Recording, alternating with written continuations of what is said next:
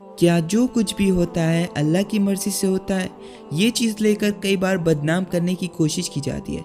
ख़ासकर इस बात से उनमें एक अलग ही नफ़रत दिखाई देती है। सबसे पहले तो ये लोग इस चीज़ का गलत मतलब निकालते हैं। देखो, अल्लाह ताला कोई इंसान नहीं है। इंसानों से पहले कंपेयर करना बंद करो। अल्लाह क्या है, कोई इंसान का दिमाग सोच तक नहीं सकता। तुम्हारे लिए यही बड़ी बात होगी कि तुम सबसे पहले तो लाइट की स्पीड से ट्रैवल करना सीख लो। इंसान की कोई औकात ही नहीं है कि वो गॉड को चैलेंज करे। अल्लाह ताला इल्मे गैब को जानता है, वो फ्यूचर को जानता है। उसे पता है कि तुम्हारी मौत कब होगी, कैसे होगी, बल्कि मौत देने वाला और ज़िंदगी देने वाला वही है। अब बाज़ लोग ये भी कहने लगते हैं कि अगर मैं कोई गलत काम करता हूँ तो उसमें अल्लाह की मर्ज़ी होती है, फिर मुझे कैसे गुनाह, मतलब फिर तो मेरा कोई गुनाह ही नहीं ना। वो ये बात भूल जाते हैं कि अल्लाह ने शैतान को भी मोहलत दे रखी है। तो जब कोई गलत रास्ते पर जाता है तो इसका मतलब ये नहीं कि वो अल्लाह चाहता है। भाई, शैतान भी मौजूद है जिसने कसम खाई है कि मैं तेरे बंदों को गुमराह करूँगा। अल्लाह हमेशा चॉइस देता है कि या तो सीधे रास्ते पर चलो, मेरे रास्ते पर, या शैतान के। चॉइस आपको करनी है। अल्लाह को बेहतर पता है कि आप कौन सा रास्ता चुनोगे, क्योंकि वो इल्मे गैब को जानता है, फ्यूचर को जानता है। इंसान और जिन्नात को फ्री विल दिया गया है, वो अपना रास्ता खुद चुने।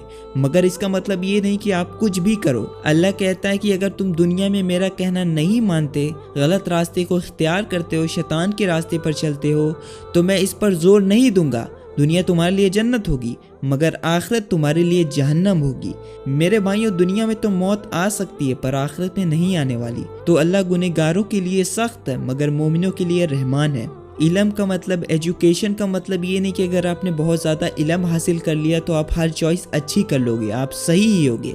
अगर इंसान बहुत सारा नॉलेज हासिल करने से ही अच्छा बन जाए तो इब्लीस के पास तो सबसे ज़्यादा इल्म है, फिर क्यों निकाला गया उसे बाग़ अदन से? क्योंकि वो इंसानों को ज़रा भी पसंद नहीं करता। उसे अपने इल्म पर घमंड था।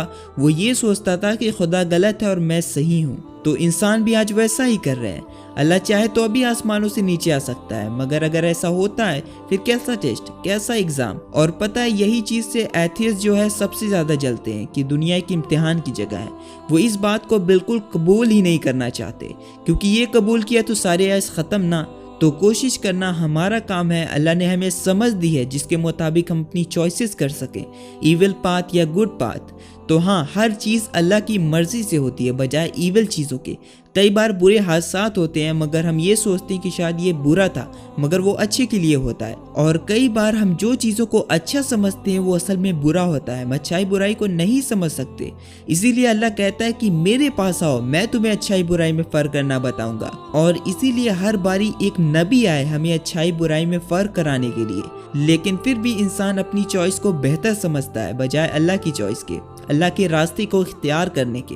और यही चीज़ इब्लीस ने भी की थी। अल्लाह फरमाता है, और ये लोग जब आपके पास आए जो हमारी आयतों पर ईमान रखते हैं तो यूँ कह दीजिए कि तुम पर सलामती है, तुम्हारे रब ने मेहरबानी फरमाना अपने ज़िम्मे मुकर्रर कर लिया है कि जो शख्स तुम में से बुरा काम कर बैठे हैं जहालत से, फिर वो उसके बाद तौबा कर ले और इस्लाह रखें। तो अल्लाह ताला की शान है कि वो बड़ी मग़फ़िरत करने वाला है, बड़ी रहमत करने वाला है। और अल्लाह ताला ही के पास गैब की कुंजियाँ हैं, ख़जाने हैं, और उनको कोई नहीं जानता सिवाय अल्लाह ताला के। और वो तमाम चीज़ों को जानता है, जो कुछ खुशकी में है और जो कुछ दरियाओं में है।